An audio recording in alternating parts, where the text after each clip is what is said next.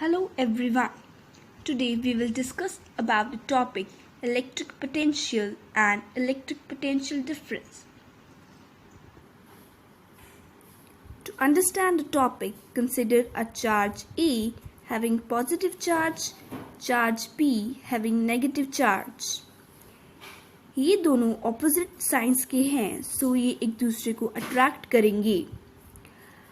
Attract करने के बाद अब हम चाहते हैं कि B और A एक दूसरे से अपार्ट हो जाएं।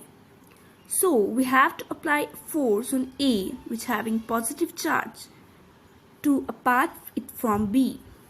We are applying force. That force must be greater than force of attraction. Now if we apply force on A will displace from this position to this.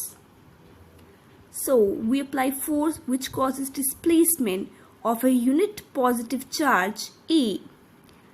So it will become force multiplied displacement is equal to work done.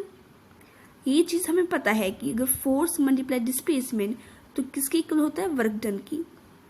मतलब ए पर अगर हम force लगाई उसने displacement की, that means a charge having charge positive charge cost work done. अब हम अपनी डेफिनेशन पर आते हैं।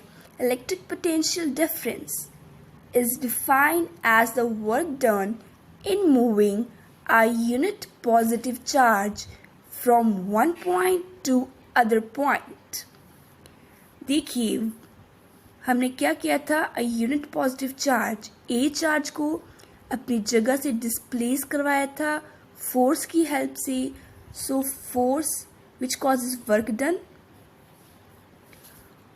डन हुआ है एक यूनिट पॉजिटिव चार्ज को एक जगह से दूसरी जगह ले जाने पर against electrostatic force of field, that means against attractive force.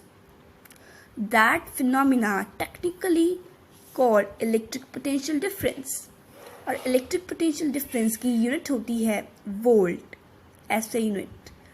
ये चीज़ का ध्यान रखिएगा कि अगर आपको सिंबल लिखना है तो आप कैपिटल V यूज़ करेंगे, और अगर आपको वोल्ट पूरा लिखना है तो you should use small v। 1 V is equal to 1 joule per coulomb.